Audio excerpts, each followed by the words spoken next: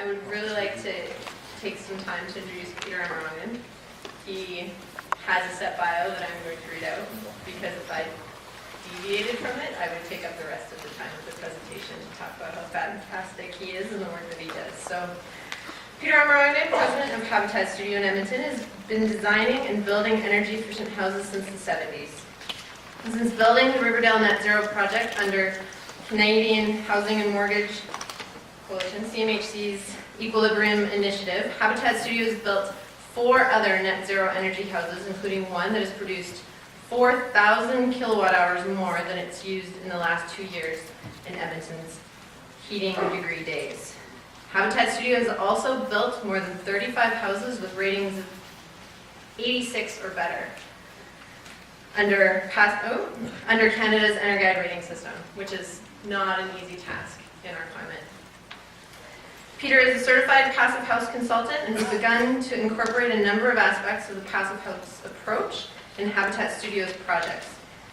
He also serves on the boards of the Net Zero Energy Home Coalition and Passive Buildings Canada. Please help me welcome Peter to the stage.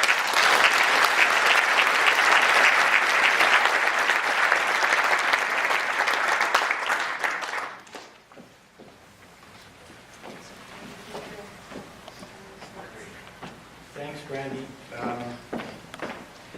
As soon as I'm done blushing here, I'll get started.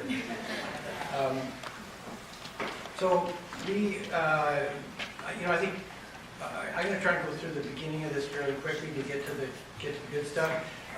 We're a custom house builder, build about 15. Oh, okay.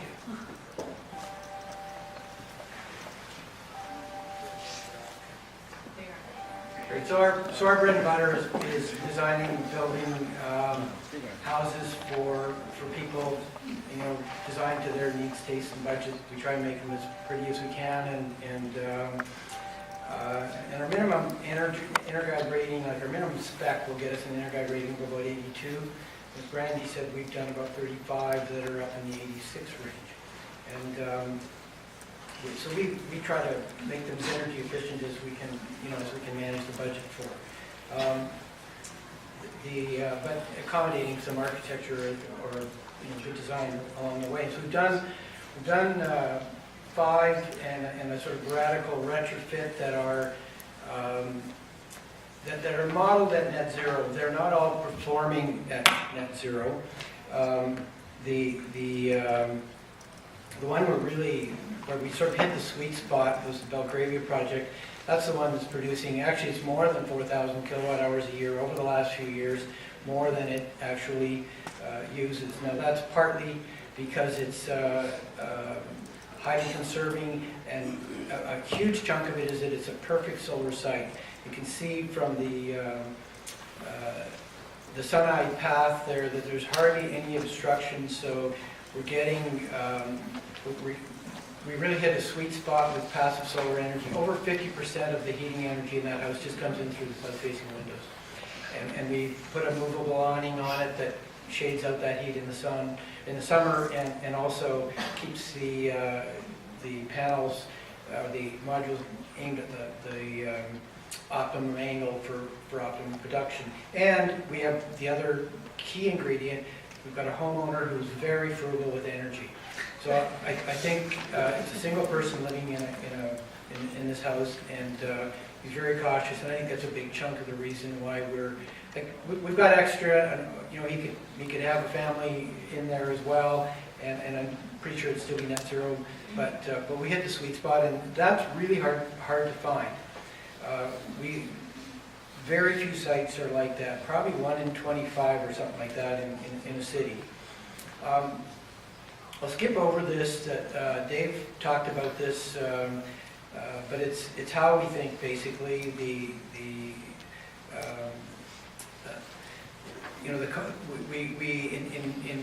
Dave I think called this a net zero energy calculus. Cost doesn't really matter to us whether we save the energy by putting in more insulation or we generate it on the roof. The example that I usually use is basement floor. If it costs less to save $250 a year worth of energy, or sorry, 250 kilowatt hours a year worth of energy by adding more insulation to the basement floor. If that cost is less than adding another module on the roof, then that's what we'll do. And I often ask myself, I mean, I have a prejudice. I think that actually conservation is more valuable than generation. And, you know, nothing against all you PV installers out there. You know, I don't want you to sort of feel bad how we're working hard to make your job easier and smaller.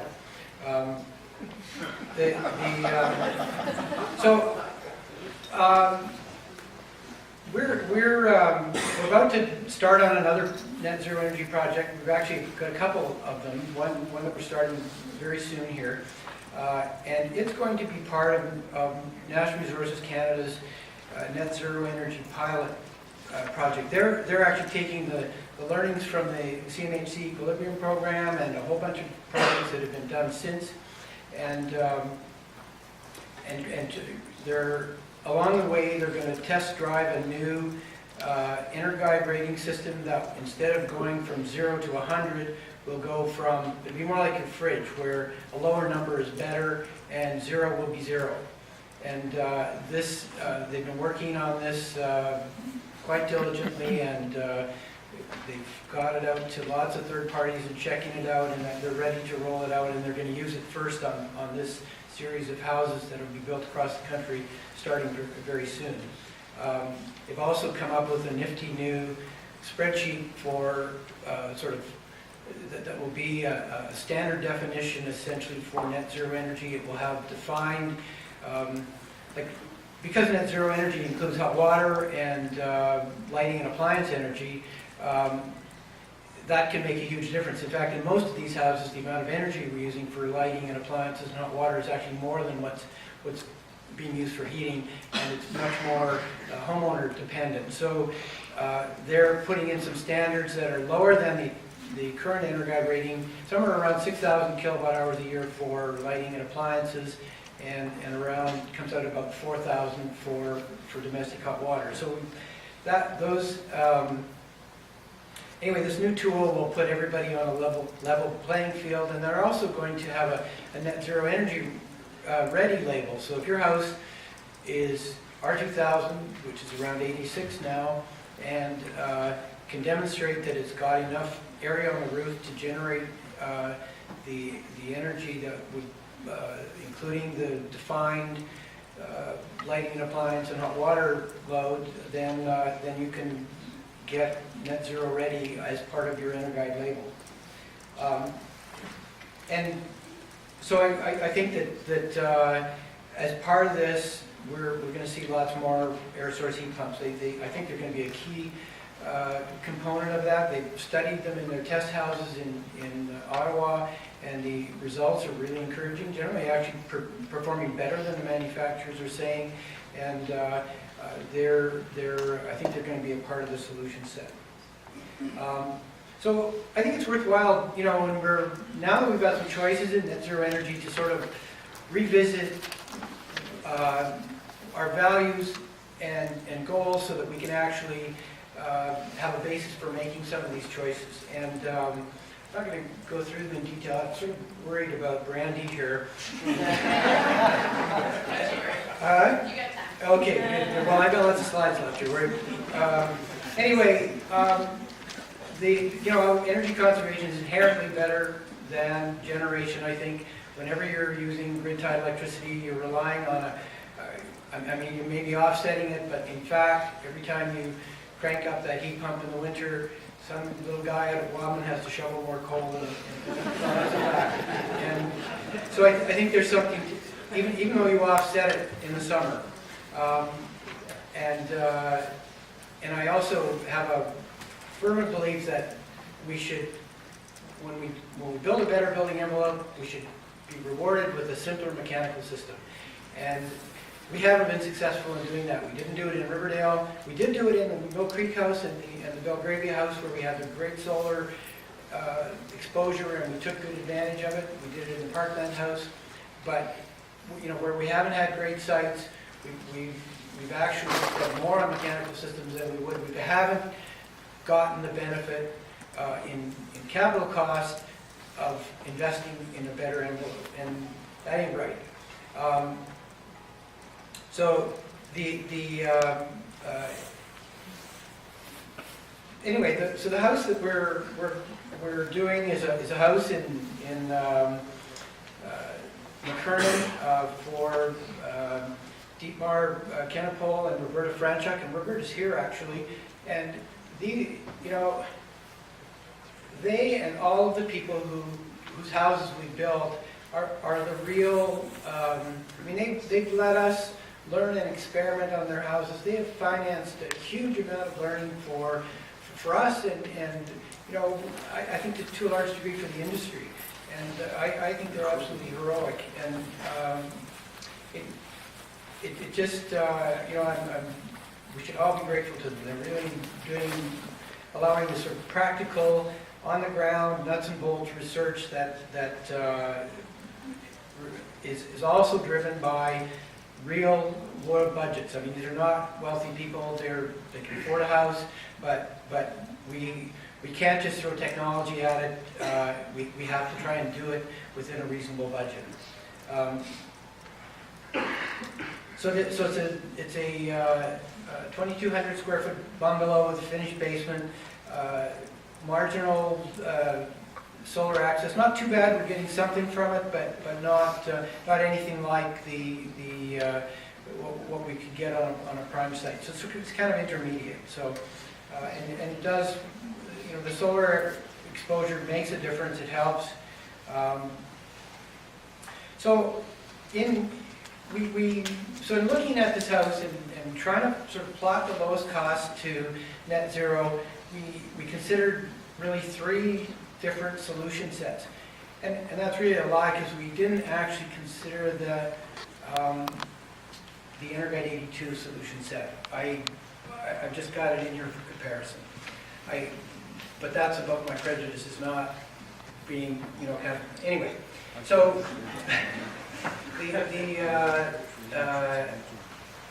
and it turns out I think we're okay with that decision anyway. So the Energuide 82 would have a 2x8 wall with we have roughly R25 in the I'm sorry. I'm test driving some new glasses here, so I can't even believe this is terrible. These are, don't get trifocals.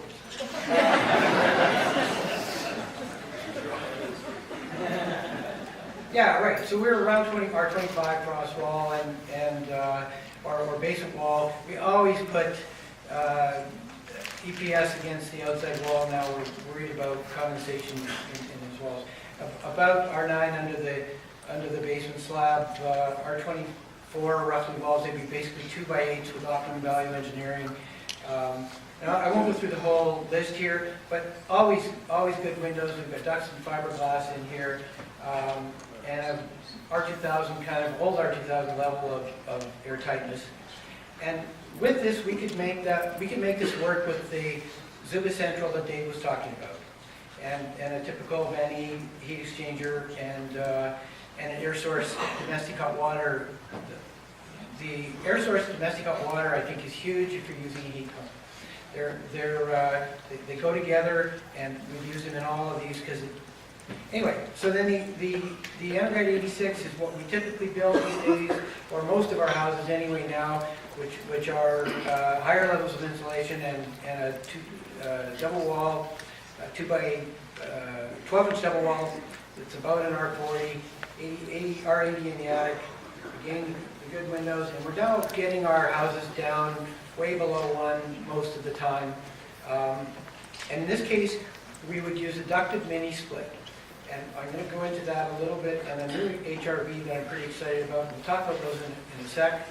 The other, how many people have heard of the passive house? Wow. So have it Google it when you get home. Anyway, the passive house is, and I'll talk about that a little bit more, but that's like an R67 wall to make this house meet the passive house target. And I'll go into that a little bit more later. So just more insulation, more airtight, and probably imported European windows. Because windows are actually in these houses, as you get everything else down, windows are actually one of the key ingredients, and they always end up, as you go lower, being the biggest single component of heat loss in the house. So the quality and the performance of the windows is critical. It's one of the hardest things to change as well. So then I have this simple sort of net zero energy spreadsheet that I replicated here to kind of look at the, I'm going to show you 3 separate ones, one for each of those scenarios, and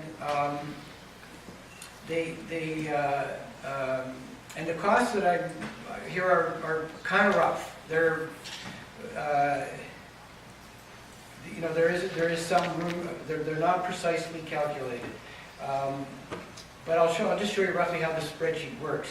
So I take the outputs from HOT 2000. All of these calculations are based on HOT 2000, the energy modeling program that is the basis of the EnerGuide system. It tells us that with the EnerGuide 82 envelope, we're going to have about 9,100 kilowatt hours of heating required, about 1,000 cooling, domestic hot water 4,500, and for a total of about 20,000 kilowatt hours a year. So if we adjust those using the coefficient of performance of the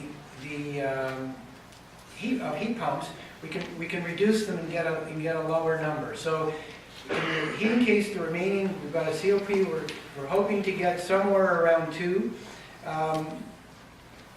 So we would cut the heating in half. The cooling, these are very efficient cooling things. I don't know if exactly right about that number, but I think I'm pretty close. So it's come down quite low with the air source domestic, the air source heat pump domestic hot water heater. We can cut that by about 1.6, as EnerCan is telling us.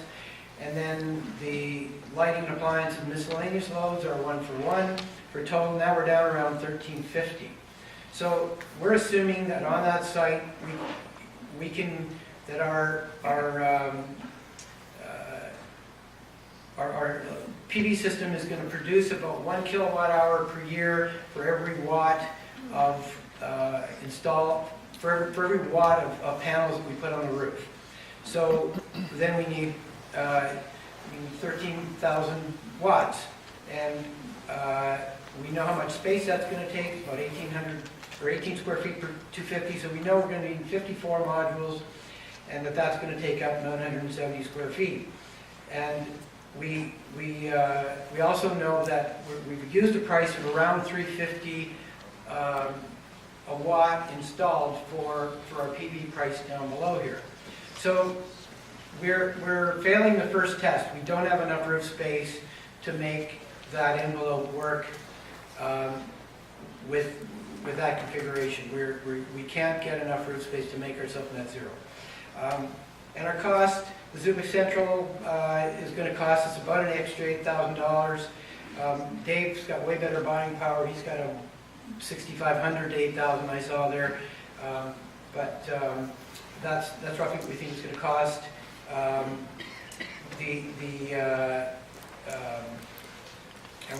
we're not using any of those other things. With the PV cost at about 43, we've got an upgrade cost from the EnerGuide 82 envelope to net zero of about $52,000. So this is the same spreadsheet. Everything's the same. But you see that our heating now with our EnerGuide 86 envelope is 4,200. So we've got a little more cooling, but we do the same thing, and now we only need 785 square feet of PV installation. Cost has gone down. We've spent $18,000 more on the upgrade, and that's a little on the rough side. I haven't calculated that precisely lately, but our ducted mini split system that we think is going to work here will actually save us $2,000 instead of costing us an extra $8,000. So now we've hit, it's not huge, but we're in the territory where we're getting some savings out of our envelope. And so the net zero upgrade cost is just a little bit higher. So now we want to look at the passive house case. it's all the same except that the upgrade from the Energite 86 envelope to Passive House, and this is kind of a guess. Now, we worked on a house that's on track to be certified at Passive House up in Fort Saskatchewan. We did some consulting, and some of our guys did some work out there. So we're not really the builder, but the costs were much higher than that in this particular case. They did a very classic Passive House approach. We think we can modify our double wall construction that we do every day and get Passive House performance for less, and maybe even significantly less than this. But and in this system, our heating load is so low that now it doesn't make sense to buy a heat pump anymore. We're just going to do it with electric baseboard, and we're going to save about $8,000, but our upgrade cost is considerably more. It's about $25,000 more than the Energite 86 thing. And this kind of breaks my heart, because I'm a Passive House guy. I really think that there are some merits to that approach that go beyond numbers and compliance, but in the real world, we're talking about people's hard-earned dollars. So, in fact, Dietmar and Roberta spent some time in Darmstadt where they heard about passive houses, and that was their first wish, was that we would actually get them a passive house, but we just couldn't make the numbers work. And so net zero isn't bad. And I think, but passive house is an energy intensive approach.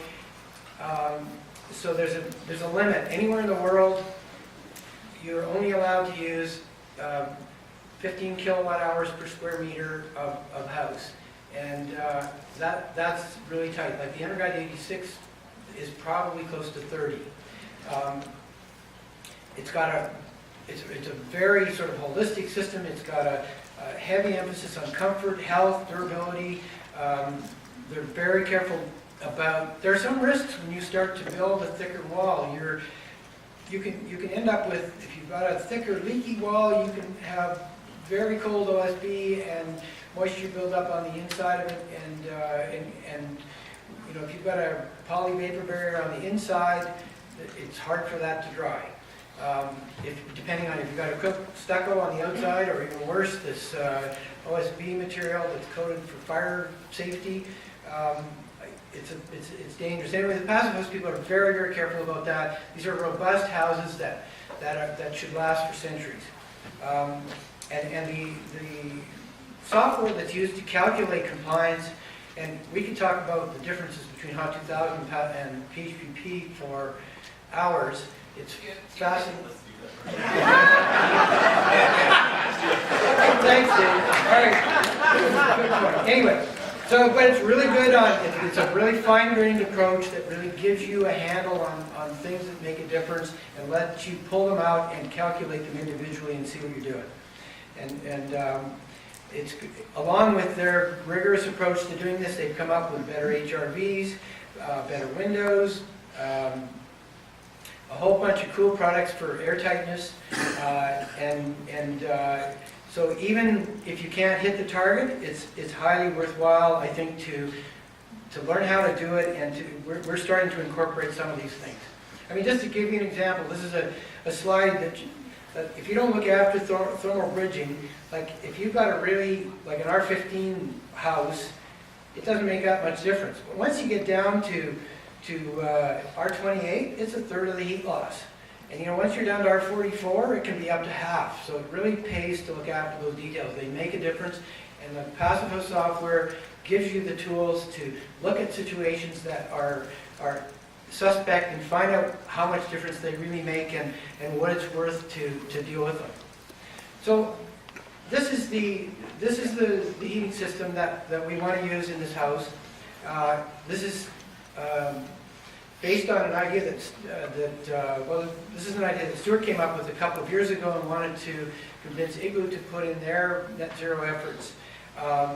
Here we go. So there's the outdoor unit. There's the indoor unit. It's a little, basically, cassette thing that goes in the ceiling. It's got a capacity to blow about 500 CFM. which is all the energy that we need to heat this house at minus 34. The heat pump can't put out that.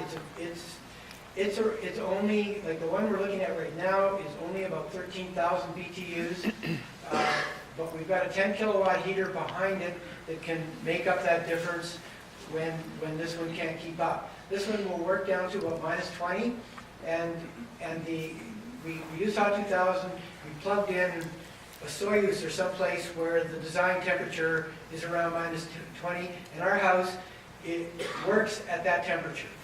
So, and that's with the usual ASHRAE uptake. Now, this unit does not have the hyperheat. We're talking to Mitsubishi. They think they've got one that has the hyperheat that will give us that very low performance or very low temperature performance and higher COP. So there, we'd have the HRV right here, incoming fresh air going through the HRV, coming out here, going into the plenum built up for this thing. So it would go through, and then the house heating ductwork would distribute fresh air throughout the room. We have our typical HRV pickups going to all the moisture and producing places in the house, the bathroom plumbing and stuff. It goes through the HRV and out, and then we use and so this is just 10-inch ducting. So it's basically just an oversized HRV distribution system. So that's where we're saving a bunch of money. We're going to use framing cavities for the return on this thing and pipe into here. Apparently we have to be sure to make these long enough that we don't get noise coming back through the return air. I just found that up today. But anyway, we're pretty confident this is going to work, and we're going to do a little bit more work before we actually totally commit to it, but that will happen soon, and we're hoping that we'll have it in place for the EcoSolar Home Tour at the end of June. May. This is a nifty new HRV. We found this at the Passive House conference in Vancouver, in Czechoslovakia, and one of the things that really plagues HRVs is frost buildup. This has got a very nifty approach, similar to a commercial outfit from Winnipeg actually, where they're highly efficient, very nicely made, and it doesn't need a preheat or defrost. We've had trouble with the preheats on some of the high efficiency HRVs that we put in so far, but this one has some reversing dampers here, and also a couple more on the other side. And so every, on a period, somewhere around 8 minutes, these dampers flip, and the air that was, the warm, stale air that was going through it stops, and the channel that it was using that got some condensation in it is now the incoming fresh air channel. And so the incoming fresh air then picks that moisture back up. So you're saving the humidity, you're not drying your house out, and you're not having to deal with the preheat. So it's a pretty cool solution. It's got reasonably good electrical efficiency, and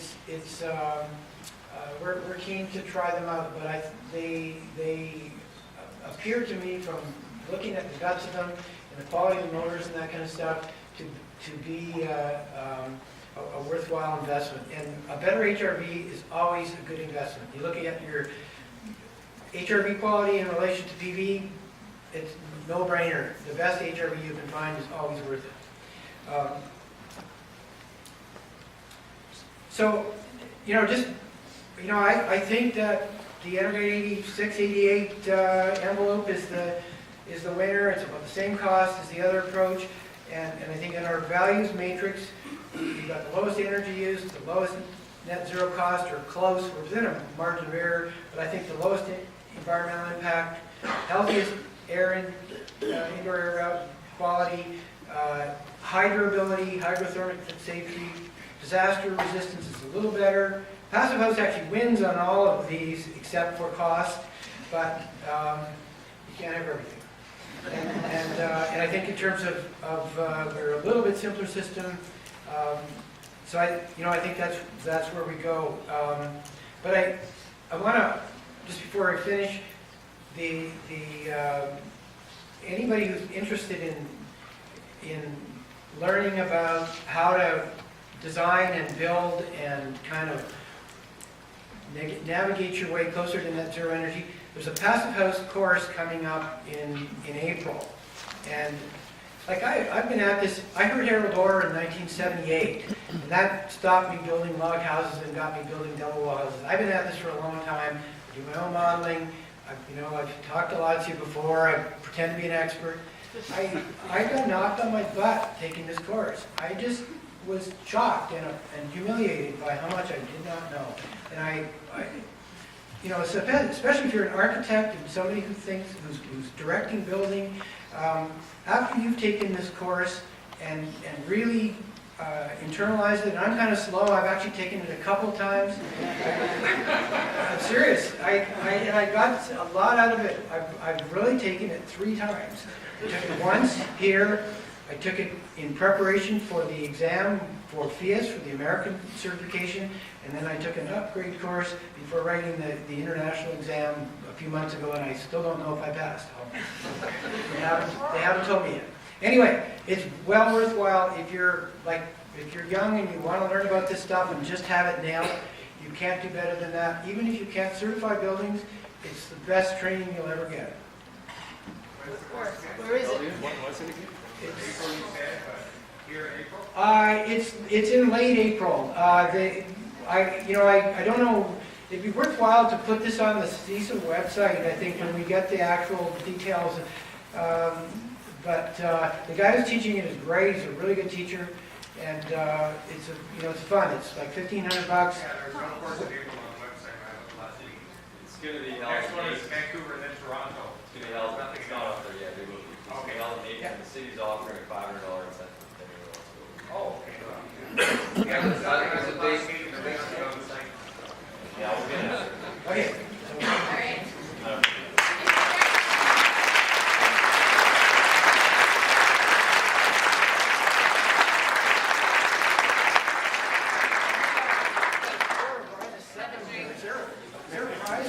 No, that's all right. Why don't you come take a seat over here? Does this work? Can you guys hear? All right, so I'm going to get you guys to use this nice and close to your mouth if there's questions that are directed at you, all right? All right, so before you all clear the room, there's a couple things I learned tonight. One is that Edmonton, I love you. You're so fantastic. I'm here for a reason. We all are. But it makes me really happy to see all you guys out. The Passive House course and the solar tour in May. What's the day? 31. May 31st is the solar home tour. So if you are curious about more of these homes and if you're like me and you need to touch and feel and see and actually see examples from our cold climate, not just ones that you see in tropical places, it's a really great learning opportunity. And usually the homeowners are in attendance, so you can get the non-sales pitch and actually hear from the homeowner about how happy they are about their home. So, hopefully I did my job. It's not quite 9 o'clock yet. We have a little bit of time for questions, and I'm going to invite you to, again, keep them short. But if you do have additional questions, I do really encourage you to become a member and sign up for the newsletter, because you'll find out about more events like this. They don't pay me to tell you to do this, but it's a good resource to sign up for. I know we all get bombarded with emails. So I think we have time for about 3 or 4 questions, depending on how long they take to answer. So I'm going to try and hand the room evenly. We've got one up here. Go for it.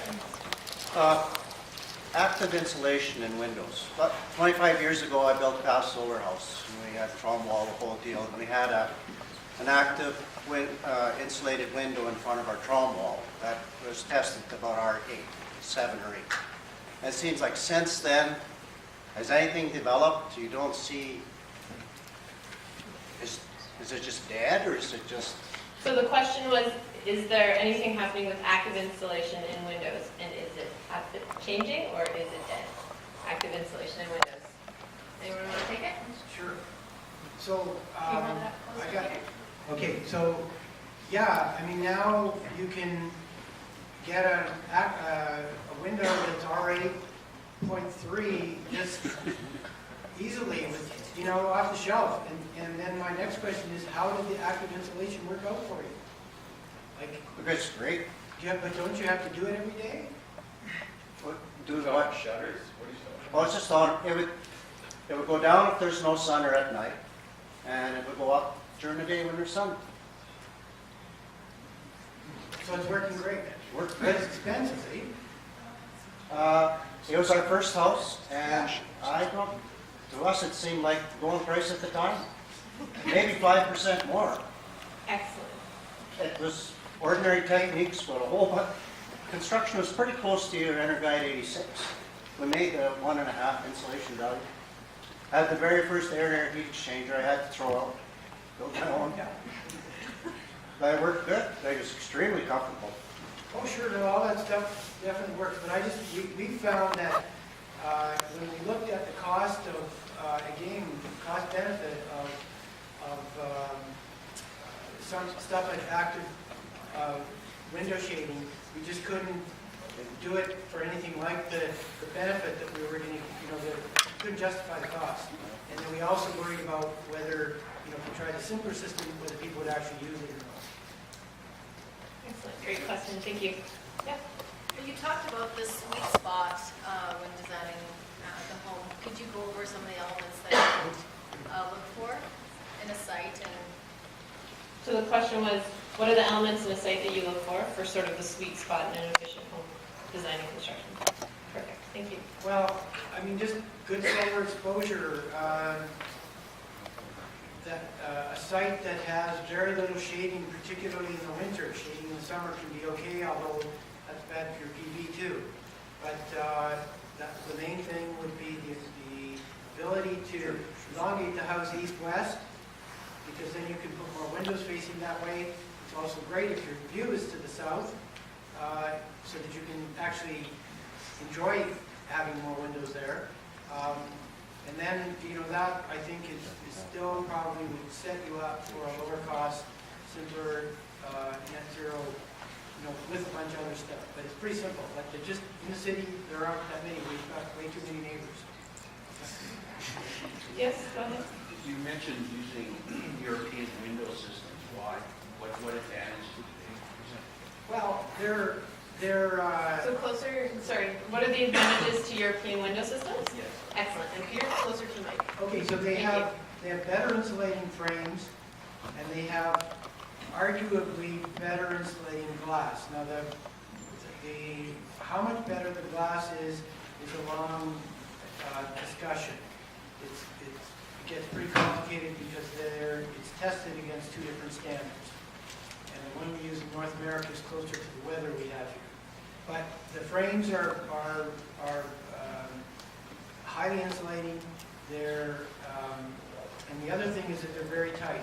They're a key component. On this passive house that we worked, we air tested it, and we came in, the passive house tested more rigorous than the Energuide test. We came in at, now I'm trying to remember the number. The average between the 0.9 and 0.3. So somewhere under 0.2 air change an hour.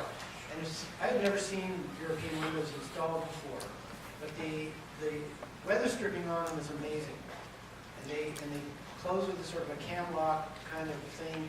So I think they're a key component of getting that air tightness. But I also think that and I have to do more work on this, that the fiberglass frames, because they're thinner, even though they're not as well insulated, will come close to netting out. So but in the PHPP calculation, the European windows definitely get a leg up. And Dave or Stu, comments on either? What, the difference is in the hardware and the frames. They're much beefier. They're solid wood, foam, and things like that. So there's also benefits, like Peter said, you can make much larger operable windows using a product which removes framing elements, and you can do some pretty amazing things with them. They're expensive. Thank you. Okay, so I'm taking a lot from the middle, so I'll come back to you guys if we have time. Do we have any questions over here? Yes? Have you considered ICF in your houses, or do you have a bias against that? So the question, I think everybody heard it, is, Peter, have you considered ICF? And if not, do you have a bias against or towards it? I have, I approach this all with a completely open mind. Actually, the truth is that we, for a couple, in fact, this house here, we got held up getting our permit. We were going to start it earlier, and we looked at using ICFs because of the advantage they would have boring a basement in the winter, and we just could not justify the extra cost. So I'm going So to I jargon think alert that- us, ICF is insulated concrete forms, just for anybody that I wasn't think sure. they're a great system. I really like them. And we've used them a few times where people have just said, I want to do it. In one case, the guy was on the board of directors of the company that makes them, so we kind of had to. But I can't, on a cost-benefit basis, I can't make it work. Like it's $5,000, $6,000, $7,000 more, or no. By the time you get to the same point. Thank you, Peter. Any questions over here? Your chance to shine. All right. Go ahead. The thing that I see missing in a lot of these discussions is the ROI on the project. I mean, at $3.99 a gigajoule, that $51,000 is a long ways away. Have you done any ROI calculations on some of these projects and upgrades? I know the ROI is not great. I mean, that's why on my metric is the cost of PV. I mean, I'm taking it as an assumption that we're trying to get to net zero, or we're trying to do the right thing, or that we expect that the cost of energy is not always going to be where it is today. I mean, we're building houses that are going to last. We're doing it very carefully. We're looking at the details. These houses should last 100 or more years. Like, how long do you think that people have these same questions when we built our 2,000 houses in the 80s and 90s. Those people are so happy. They paid for those upgrades many times with the inflation in energy. For us to expect that we're going to keep these prices where they are today is delusional. I joke in Alberta that we don't often look at the ROI of our hot tubs, but we always look at the ROI of our solar panels. So, does anybody else have a comment on that before we move on? One of the things that we're working on is actually, we're not looking at it necessarily on an ROI because most homeowners look at it, if it doesn't pay me back in 7 years, I'm not going to do it, so I'm going to be gone. We're looking at it more from a financing standpoint, and we're fairly confident. With net zero homes, you're burrowing into what I call a pool of altruism. There's those people that will do it at absolutely whatever cost, and then there's more people that will do it at a reasonable cost, and that's where we need to get to, because honestly, I think we're running out of the people that will do it at any cost.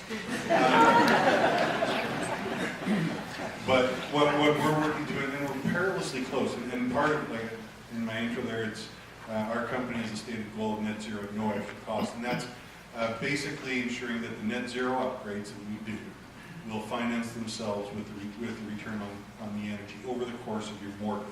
So it becomes, cost neutral at least, and I think there from there we start actually making some real inroads.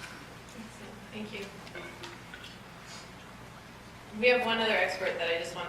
Do you have an additional comment on that? Yeah, I really appreciate this gentleman, and he's an inspector, so that's really important. I really appreciate his comments. But when you get into a low-energy passive solar house, the energy consumption for heating becomes so low that actually the fixed costs for connecting to the gas grid, which equals $550 a year in Edmonton, is way too high. So if you dump the gas line, you're saving $5.50 a gigajoule, and actually your electricity to replace the gas is cheaper than the $5.50.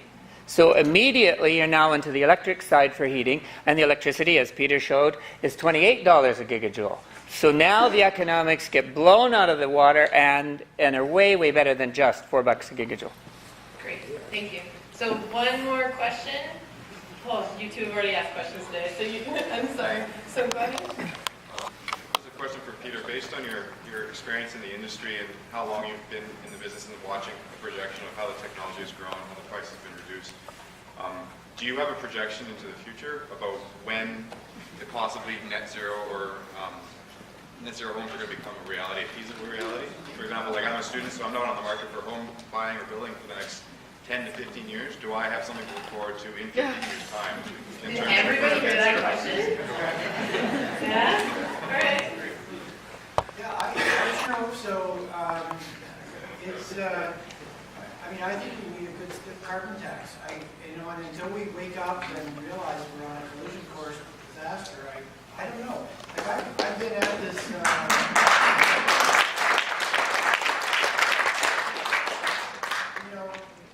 human folly is hard to predict, and that's really, I don't know, I'm sort of like Charlie Brown and Lucy and the football. I'm just not thinking. What about you guys? You got any predictions for the future? Dave's like, come buy a house for me in 15 years. We'll have this figured out. Give me 2 to 3. Stu, go ahead. Last word. It seems like, and I'm sure we could get Gordon going on this, it seems like we are so close to cost parity for PV versus the price of electricity on the grid, and it would take such a subtle nudge to make that tip over, and then suddenly the investment in PV is an economical one. That's a game changer. If that happens, like if that happens in the next 5 years, all this stuff will just become what you want to do because it'll make you money. Excellent. Thank you, Steve. So again, thank you all for coming out tonight. I really appreciate your attention. All of us do here up at the stage. So round of applause not only for